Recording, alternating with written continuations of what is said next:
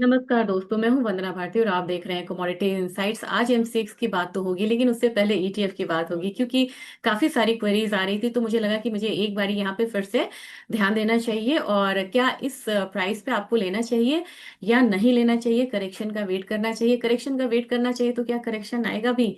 तो इसके सवाल का जवाब ढूंढेंगे इस वीडियो में।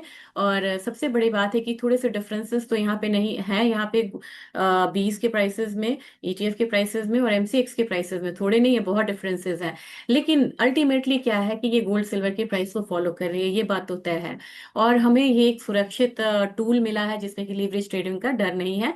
और यहाँ पे आप छोटे से निवेश से शुरुआत कर सकते हैं। तो इस टूल को नजरअंदाज नहीं करना चाहिए, सबसे बड़ी बात ये है।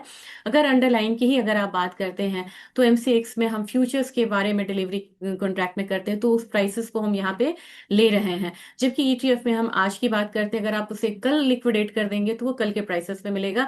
जबकि सिल्वर में मान लीजिए कि मार्च कॉन्ट्रैक्ट है, तो हम मार्च के भाव को यहाँ पे ध्यान में रख रहे हैं, प्राइसेस इसलिए भी ऊपर है। दूसरी चीज यहाँ पे है कि स्पॉट मार्केट को ट्रैक करती है, ये भी बात है। लेकिन वोलेटिलिटी अगर फ्यूचर्स में ज्यादा हो तो आपको यहाँ पे इतना रिफ्लेक्ट होता हुआ नहीं दिखता है ईटीएफ में। थोड़ा सा यहाँ पे चार्जेस भी, एक्सपेंस रेशियो है। जीएसटी की बात की जाए तो जीएसटी आपको नहीं इंक्लूडेड है किसमें, एमसीएक्स में। जबकि उसके एनएवी में आपको फैक्टर दिखता है जीएसटी, यानी कि ईटीएफ में प्योरिटी इसकी बराबर ही है। अब यहाँ पे बात करेंगे कि क्या आपको ये चीज लेनी चाहिए अभी। अगर आपका निवेश का ध्यान साल 2 साल का है तो आप ये भी प्राइस पे ले सकते हैं। अगर आपको लग रहा है कि इस प्राइस पे लेके मैंने लमसम सारा पैसा लगा दिया और प्राइसेस करेक्ट हो सकता है अगर 10 से 15%, उससे मैं इनकार नहीं करती हूँ। जो चीज एक आधे हफ्ते में, आधे महीने में सॉरी, अगर 20% बढ़ रही है, क्या उसमें 10% के प्रॉफिट बुकिंग से आप इनकार कर सकते हैं? नहीं, कोई एनालिस्ट नहीं कर पाएगा। लेकिन इसकी वजह से मैं आपको कहना चाहूंगी, एक बार में अपना पैसा ना लगा के उसको स्कैटर्ड मैनर में लगाइए। यानी कि आपको लग रहा है कि पैसा मुझे एक बार में नहीं लगाना है, आप क्वार्टरली पैसा लगा लीजिए। सपोज कि आपको 1 लाख रुपए का ईटीएफ लेना है, आप 25 25 25 हजार रुपए लगाइए। या आपको लग रहा है कि मुझे हर महीने लेना चाहिए, उसकी एवरेजिंग अच्छी बैठती है, तो आप हर महीने उसको एसआईपी की तरह करिए, एक बार में पैसा नहीं लगाइए। हाँ, ये लगे कि प्राइसेस बहुत ज्यादा करेक्ट हो गया, इससे ज्यादा नहीं आएगा, वहां से आप अपना लमसम लगाइए। पहली बात तो ये है। दूसरी बात मैं क्लियर कर दूं कि हमारे पास सिर्फ गोल्ड और सिल्वर ईटीएफ है। कॉपर या बेस मेटल या क्रूड एनजी ये सब में हमारे पास ईटीएफ नहीं है। तो हमारे पास दो ईटीएफ ही यहाँ पे मौजूद है। चलिए अब यहाँ पे सबसे पहले हम देखेंगे कि सिल्वर बीज किस तरीके से काम कर रहा है, और फिर हम आगे यहाँ पे फटाफट बात करेंगे एमसीएक्स के प्राइसेस की। 266 के करीब आपको सिल्वर बीज आ रहा है, और हमारा प्राइस आपको 290 के करीब है। यानी कि इसमें लैग है आपको करीब करीब 20 हजार रुपए का वो है। तो आप यहाँ पे निवेश करते भी हैं तो आप यहाँ पे ये रैली को देखिए। इस रैली को अगर आप देखेंगे, मैंने अगर इसको अगर मैं मंथली लगाऊं, तो आपको तब इसका रिटर्न जाके पता चलेगा कि कितना रिटर्न इसने दिया है। अगर यहाँ पे 1 2 3 4 5 6 7 8 9 9 महीने में इसने कितना रिटर्न दिया है, तो 9 महीने में इसने 186% का रिटर्न दिया है। तो आप कहीं से भी बहुत ज्यादा रैली को मतलब मिस नहीं कर रहे हैं।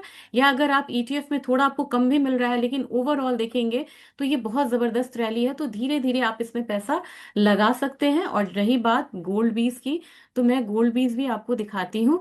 और गोल्ड बीज के प्राइसेस आज से नहीं बढ़ रहे हैं, ये बहुत दिनों से बढ़ रहे हैं। यहाँ पे अगर आप देखें तो एक यहाँ पे दायरा था, और उस दायरे के बाद एक ब्रेकआउट आता हुआ हम लोगों ने देखा है। अगर आप यहाँ पर भी मान के चलिए, सपोज कि हमने ये वाला लेवल ले लिया, यहाँ से कंसोलिडेशन था, तो गोल्ड बीज ने अभी तक कितना रिटर्न दिया? 83% का रिटर्न दिया है। अगर इसको मैं आपको गोल्ड प्राइसेस से कंपैरिजन करूं, और ये कौन सा मंथ था इसके लिए हमें ये देखना होगा। ये है आपको जनवरी 25 मैंने लिया। ठीक है, जनवरी 25 से देखेंगे कि अभी तक का रिटर्न गोल्ड में कितना है। ये ध्यान में रखिएगा, ये 84% है, मुझे शायद याद ना रहे, 84%। ठीक है, अब हम लेते हैं जनवरी महीने से, पहले तो इसे हम डिलीट करते हैं। और जनवरी महीने से हम यहाँ पे लेंगे जनवरी, ये रहा जनवरी। अब यहाँ पे आप देखिए 84%, और ये ओवरऑल रिटर्न आपको 87% है। 3% का ओवरऑल अगर आपने जनवरी महीने से किया रहा था, तो 3% का जो फॉल है, मतलब लैग है, वो आपको यहाँ पे दिखता है। तो ये आपको गोल्ड भी सिल्वर बीस की बात है, स्कैटर्ड वे में करिए। और अगर आपको बहुत ज्यादा करेक्शन आता हुआ दिख रहा है, तो वहां पे आप इसे एवरेजिंग करिए, क्योंकि ओवरऑल लॉन्ग टर्म में ये कमोडिटी बहुत ही अच्छी यहाँ पे नजर आ रही है, और इसके फंडामेंटल्स स्ट्रांग है। चलिए अब बात कर लेते हैं कि आज के दिन का क्या है। आज के दिन बहुत ज्यादा यहाँ पे नर्वसनेस है मार्केट में। थोड़ा सा प्राइसेस अगर गिरता है तो मेरे ख्याल से 45-60 तक का जो एक लेवल है वो आता हुआ हम देख सकते हैं। एक करेक्शन अगर 45-78 वाला जोन टूटता है ना, तब जाके एक करेक्शन आपको डीप होता हुआ दिख सकता है। तो 45-80 ध्यान में रखिएगा। अगर वो टूटे तो यहाँ पे मतलब कि स्ट्रेंथ कम होगी, नहीं तो वापसी में 1,45,000 जो बोला है वो यहाँ पे गोल्ड जा सकता है। तो अपने मार्केट में ध्यान रखिएगा, 1,40 नीचे का और ऊपर में 1,45। और अभी बिल्कुल रेंज में मार्केट है। यही बात सिल्वर की, सिल्वर हो सकता है कि थोड़ा सा करेक्ट होता हुआ देखिए। करेक्ट अगर होता भी है तो $84 के करीब यहाँ पे एक करेक्शन आता हुआ दिखेगा हमारे बाजार में। अभी तो इसने बिल्कुल भी करेक्शन देना शुरू नहीं करा है, लेकिन एक बार ये आपको मतलब 270-280 वाला रेंज जो है वो आता हुआ दिख सकता है। 280 से लेके 278 वाला जोन जो है वो आ सकता है। इससे ज्यादा फॉल हुआ तो 270 वाला जोन आ सकता है। लेकिन अपसाइड में बिल्कुल ध्यान में रख के चलिएगा, कहीं भी सिल्वर पलटती है।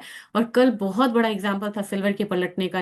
277 का लो लगा के इसने क्लोजिंग कहाँ दिया था, 291 का। मतलब 14,000 पॉइंट इसने कवर किया है और वहां पे बंद हुआ है। तो इतना कमजोर मान के नहीं चलना है। और अपसाइड लेवल इसमें 3 लाख का ही आपको आता हुआ दिखेगा। ऑयल संभलता हुआ है। कल का मेजर फॉल हम लोगों ने देखा था।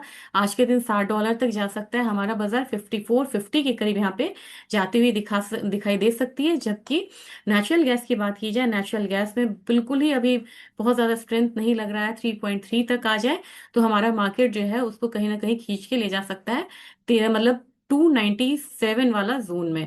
जबकि जिंक की बात की जाए, जिंक आज एकदम दायरे में है, 318 ऊपर में हो सकता है। और न्यू युआन लोन जो है, जो मतलब चाइना में लोन दिया जा रहा है, उसमें कमी आई है।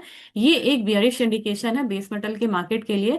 तो मुझे लग रहा है कि आज थोड़ा सा दबाव जिंक में रहेगा, लेकिन लेड जो है वो 196 लॉन्ग टर्म में जाने की कोशिश करेगी। जबकि एल्यूमिनियम की बात की जाए, एल्यूमिनियम यहीं पे संभलता हुआ दिख रहा है और मुझे लग रहा है 320-321 वाला जोन जो है वो जाता हुआ दिख सकता है। जबकि कॉपर में क्वेरीज आई थी, और यहाँ पे मैं बता दूं कि चाइना की वजह से भी यहाँ पे प्रॉब्लम हो रही है और कॉपर प्राइसेस में एक फॉल आया है, क्योंकि वहां पे जो इकोनॉमिक इंडिकेशंस है वो यहाँ पे अच्छे नहीं है। लोन कम दिया जा रहा है और इसकी वजह से भी एक स्लगिशनेस आई है। तो आपको एक बारी 1263 वाला जोन, ये जोन तोड़ता है ना 1262 वाला, तब नीचे आ सकता है। नहीं तो यहाँ पे एक सपोर्ट लेती हुई कमोडिटी दिख सकती है। जबकि आज के दिन में देखा जाए तो निकल भी टूटता हुआ नजर आ रहा है, तो नीचे 1650 मान के आप चल सकते हैं।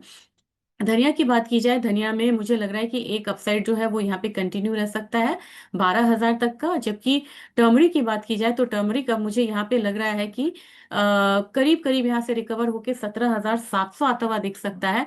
कार्डमम एक मजबूत कमोडिटी थी, लेकिन आज एक करेक्शन ले रही है, तो यहाँ पे आप 2650 तक का जोन आता हुआ देख सकते हैं। जबकि जबरदस्त रिकवरी देखने को मिली है ग्वारगम और ग्वारसीड में।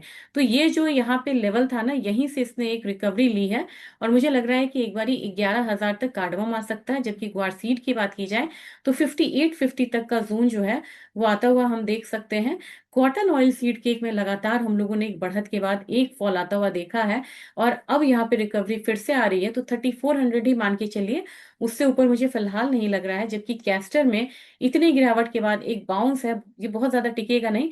6615 तक जाके एक यहाँ पे रैली रुकती हुई नजर आ सकती है। तो ये आज का एपिसोड था। होप सो आपको ETF में या एग्री में थोड़ी सी मदद मिली होगी। अगर लगे कि ये मतलब ये हेल्पफुल है तो इसे जरा ज्यादा से ज्यादा आप लोग शेयर जरूर करिएगा। Thank you.